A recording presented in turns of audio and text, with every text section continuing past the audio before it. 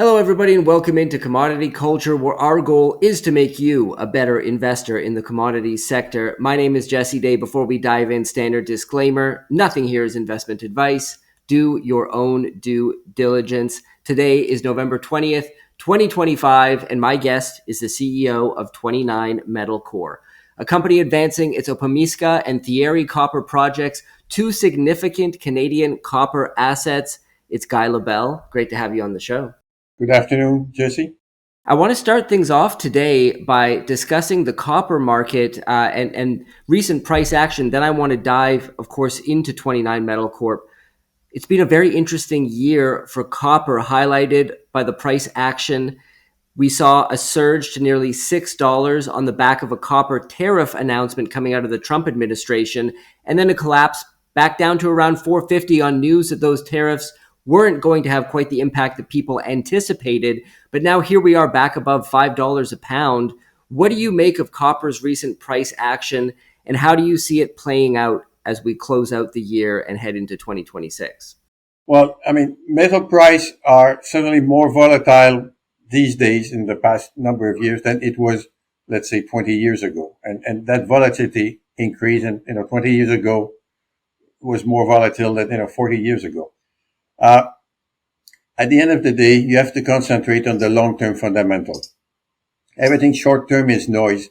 And, what interests me is not really the price of copper in 6 months. It's the price of copper in 6 years.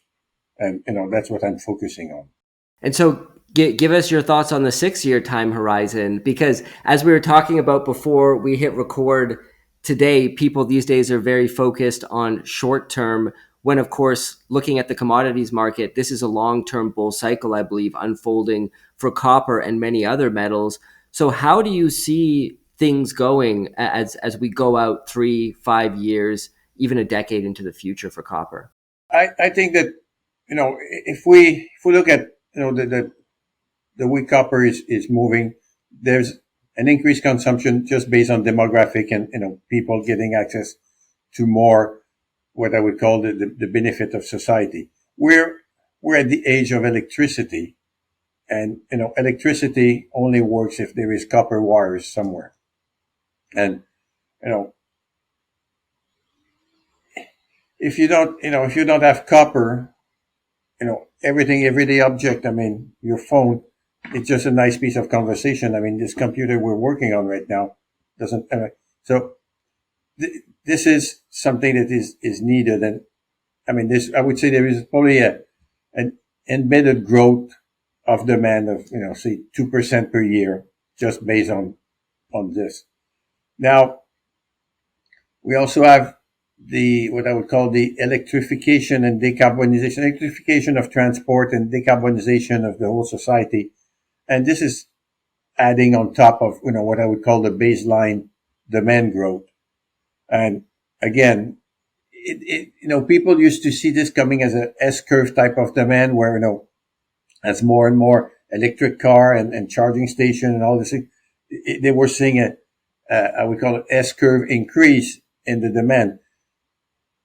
They're now flattening out this demand expectation, and they're saying, it's most, even in the US and even in Canada, the electric car is not that popular. I don't know in Europe, but it is not going as, the penetration rate is not as great as it was expected, say, 5 years ago.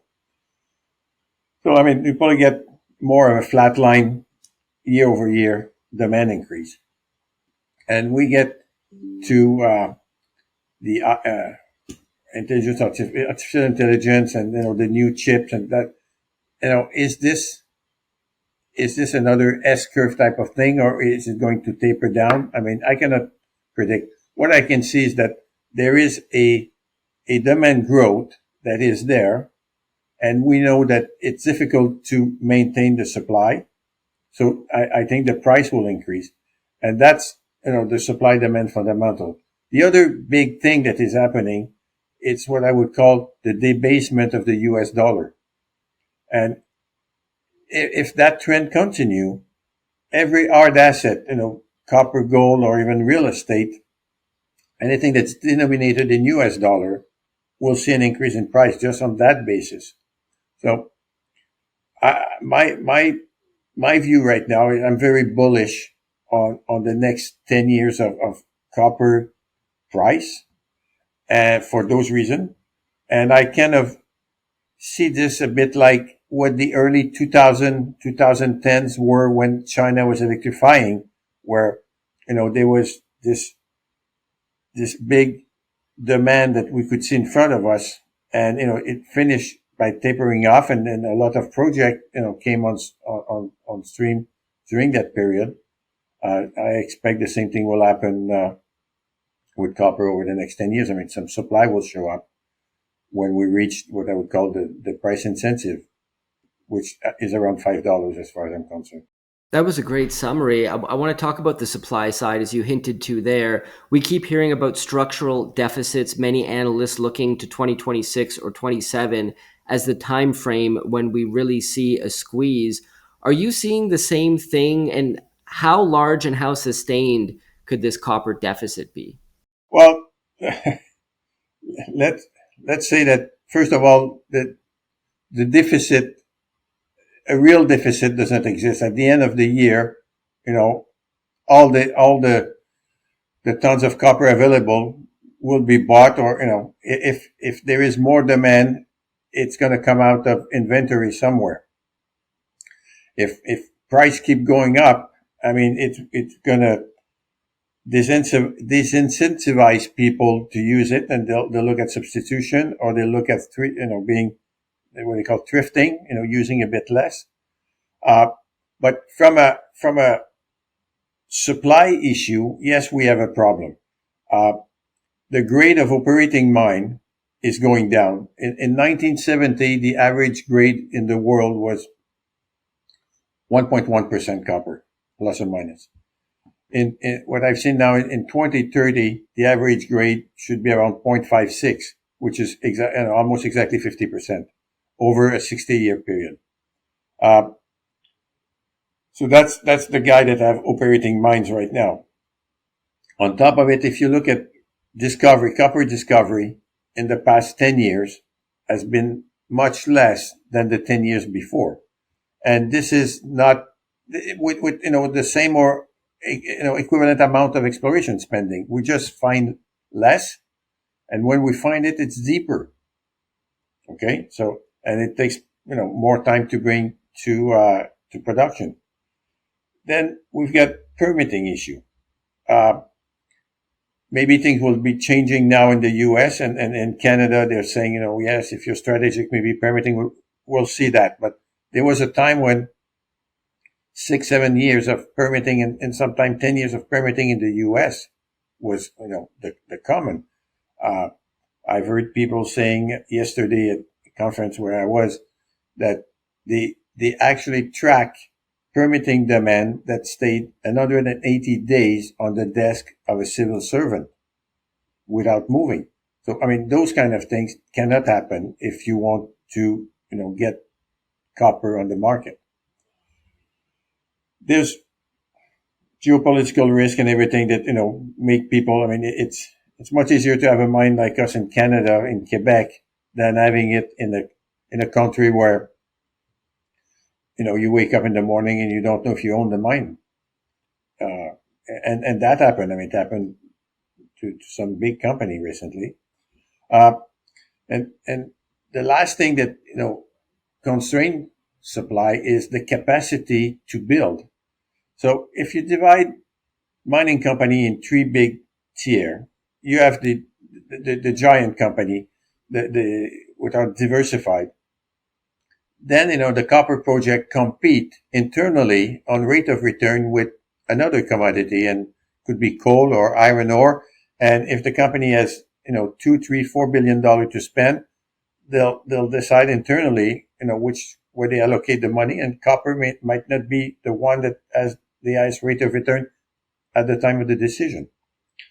What I would call the intermediate company, either totally focused on copper or smaller diversified, they have the capacity to do, one project at a time, especially now. I mean, it's always in the billions of dollars.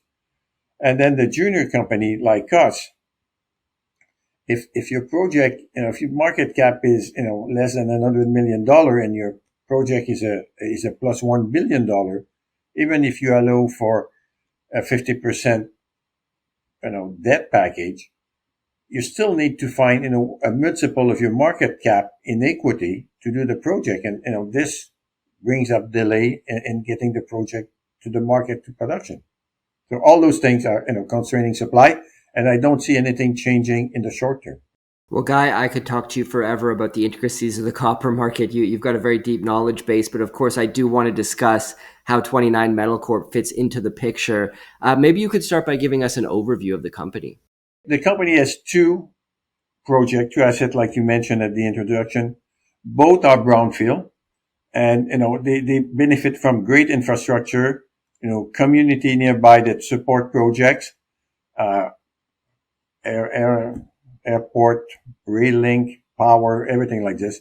And that brings you what I would call a low capex, construction capex. Because of that, I don't have to build a camp. I don't have to build a road. I don't have to, bring infrastructure, in northern Canada type of thing, or in the middle of the desert, top of the Andes, you name it.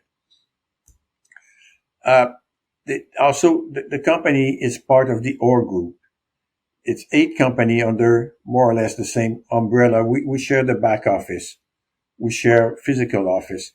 And that permits to spread a lot of the fixed costs between 8 companies. And, the money we raise, gets on the ground, better ratio of money raised to money spent on the ground. And on top of it right now, 29 Metal is fully funded for the next 12 months for, everything that we have, in the book coming in the next, for the next year. Opemiska, we just put a PEA out. It really showed that we have, there will be a mine there. It's going to be a low cost mine. It's a low capex, project, and it's, a very great rate of return in terms of, getting the money back. At Thierry, we have the largest, primary copper resource in Ontario. And it's probably from a development timeline point of view, it's 18 months behind Opemiska. I mean, we still have a lot of drilling to do over there to bring it to a PEA, but, this is where we're going. Yeah, let's dive a little deeper into the PEA you recently released for the Opemiska project in October. Walk us through those numbers and lay out your next plans for advancing that project. The big number, we did the financial, if you wish, at 435 copper, 3,000 gold, and 30 silver. So it's a copper gold project, and the split in revenue is about 2/3, 1/3 between copper and precious metal. The number were excellent, and a rate of return at the base price. The rate of return was, over 27%. The NPV 8% was half $1 billion. The payback of this $620 million Canadian capital was, 2.25 year, that type of thing. And, it's a 17-year mine life, and everything is happening the way that we were envisaging it. I mean, and the pre-scoping that we had done, the thing kind of fell almost where we were expecting it. It's a long life. And on top of it, right now, we're only using 50% of the resources that we declare in June. So there's still a lot of potential. If you change a bit of the margin between, the price of copper and my cost, a lot of copper can come out of the ground. The fact that, the payback is only 2 years, basically, once you pay back the capital, like I said, it's a margin game, going forward. It's very easy to operate a mine when, the capital is paid. We need now to bring it to the PFS, pre-feasibility. To me, that's the most important study, because this is where you define what the project will be. You do all the trade-off, all the good ideas. This is where you test it. And to do that, you need to have the support studies to be able to, for the engineers, to do the, meaningful comparison.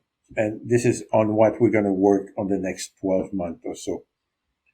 Uh, Again, I don't, there's no technical issue. I mean, we're going back to a mine that operated 45 years. There was four underground mines where, everything I talk about is just going at two of those four underground mines and, making a pit out of it. But, from a metallurgical point of view, it's the same ore, from everything historically was going well. There's no nasties in the mineral. The concentrate's going to be clean. Uh, it, from a mining engineering point of view, it's a charm. And we have two types of mineralization over there. What I would call the I grade, which is, over 1.1% copper equivalent. And then around those I grade zone, it's, what I would call the stock work, which is a 0.40 copper equivalent. And the split is about 50-50. So we can schedule the ore to the mill on a decreasing grade type of thing, so that, we can almost mine this like in the textbook that, when I was studying mining, where, you front end the maximum I grade to get your payback, and then you go with the reducing grade as the mine life continue, and you finish with your stockpile. So this is the plan, and, it's going to work very well, and it's going to be, from an investor point of view, it's going to be a great place to invest, because, you get the cash at the front end. The thing that we have to talk about is, the social aspect. I mean, we went in town to tell the citizen what we had been doing, over there for the past 6 years, and show them what the plan were, because the mine is very adjacent to the town of Chapet, and people are very happy and supportive of the mine. I mean, they want to see it's a generational project. It's going to bring revenue to the town, just, on a fiscal basis, and then, it's going to bring probably 450 direct job in a town where there's 1,400 people. So, it's going to change their life for the next 20-25 years. Could you shed some light on the team behind 29 Metal Corp, and perhaps starting with your own background and how you came to become CEO of the company? Yes. So myself, I'm a mining engineer, 40 years. I graduated like in the other millennium, that century, the millennium. I was, as a student, I worked at this mine when it was an underground mine in 79.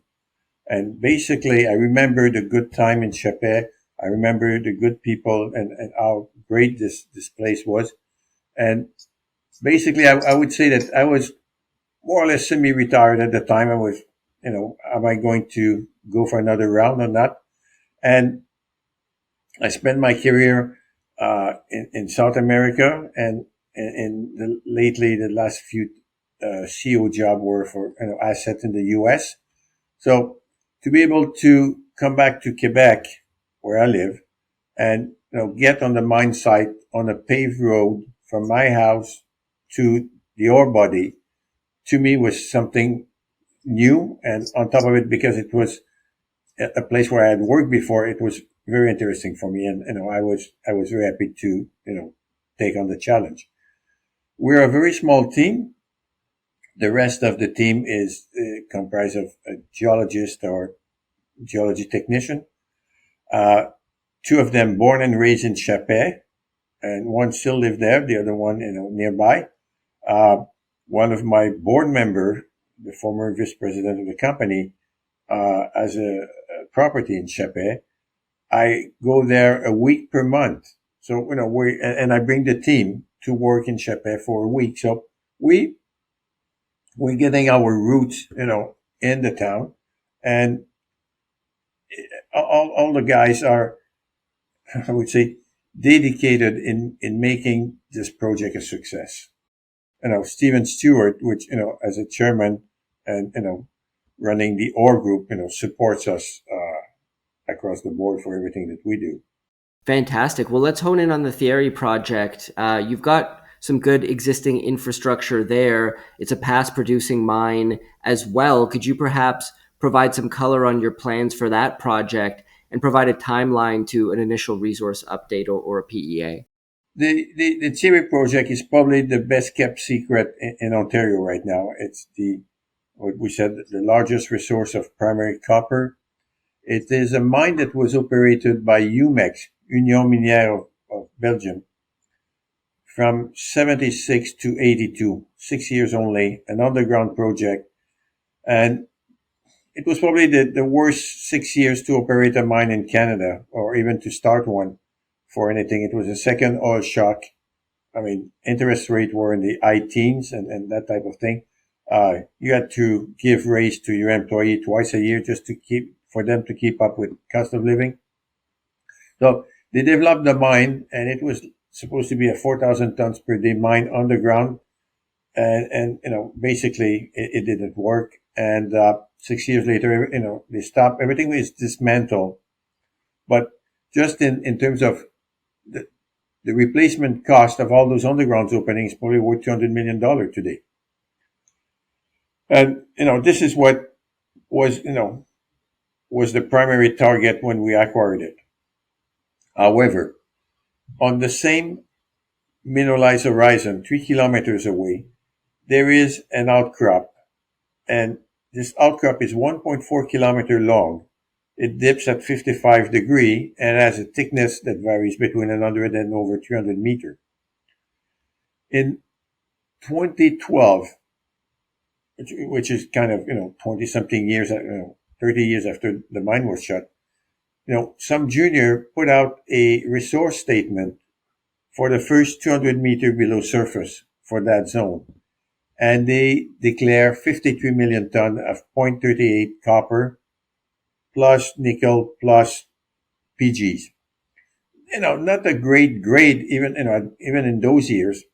However, when my guys start recompiling the data, and remember, I should have said, between 2012 and now, that property was owned by a number of junior company, and they kept drilling that zone, but never declare resources after that. We recompile 250,000 meter of historical drill hole, both in the underground project and on this project there that's going to be a pit.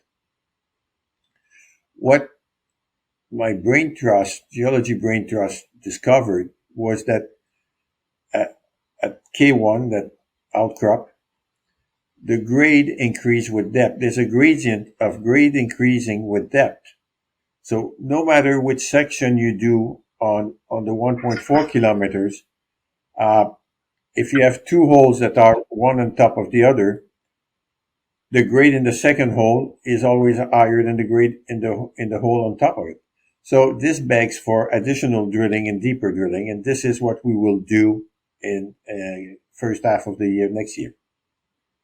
We have a program to what I would call prove the concept, and go in on a number of sections, drill some deeper hole to 600 meter in depth, and if the concept hold on, then we'll go back and drill this thing at 70 meter center, 1.4 kilometer strike length, 600 meter down zip, and declare a resource on it. And I think that we could go to a PEA very quickly after that.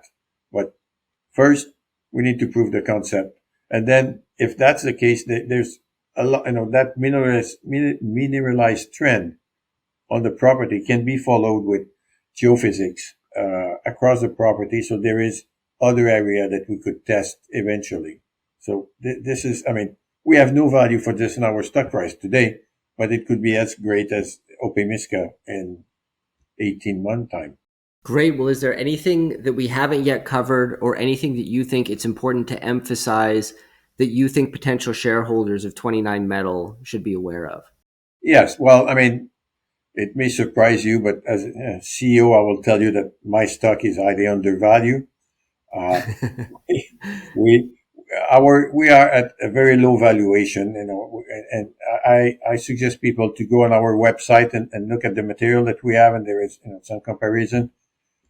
You know, for a company that has a PEA that we show high profitability, quick payback, low cost. I mean, one thing that we didn't mention at Opemiska, the first 6 year of operation, I mine a grade that is 50% higher than the average grade of the resource. So my cost is would be $1 US per pound of copper net of byproduct. This is first quartile production. I mean, everybody dies for that kind of numbers. So, I mean, what I would say to the people that listen to the podcast, go to the website, do your due diligence, but you'll realize that it's a great project. That my job right now is to get the valuation upgraded to what I would call the comparable in the market, and this is my focus. Great. Well, I'm going to put a link in the description below to 29 Metal Corp website as well as social media so people can follow along with the company. Guy, this has been a great conversation. Thank you so much for coming on the show. Thank you very much. Commodity Culture is a series on commodities and natural resources. If you would like to see more, be sure to subscribe and hit the bell notification so you're always up to date with the latest episodes.